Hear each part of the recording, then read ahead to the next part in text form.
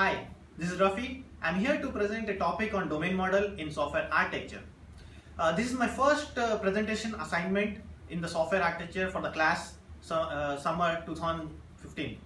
On the left hand side you can see the slides for the topic. Coming to the agenda or the overview of the topic, we'll be covering these many concepts and topics in the presentation. Before going into the topic, we'll know what is the role of an architect in the software industry. An architect is a person who defines a set of standards to the software industry. From the slide, you can see like architect is a person who takes the business requirements and provides a solution to the developer by creating certain architectural designs. This is what an architect is. Now you will understand like what is a domain is. A domain is nothing but a field of study for the set of common functionality of a software to solve a certain problem. There are many domains, and here are the list of certain examples of domains, that is telecommunication, insurance, health, banking, etc. Now what exactly is a domain model? A domain model is a set of artifacts which captures the information about a domain. This helps you to standardize the architecture of the software. Here is what like the domain model consists of.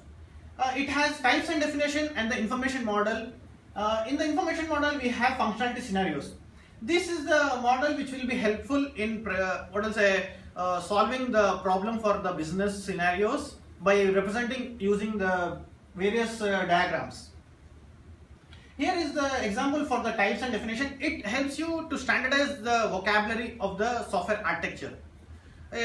Here's the example for the definition for job ad and the business networking domain. This is the example for the entity relationship diagrams. This is how the entity relationship diagram will be built, and this will be useful in the application of the database.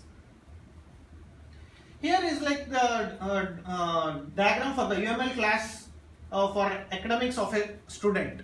This is how it will be built, and this will be helpful in solving business requirements up to certain standards.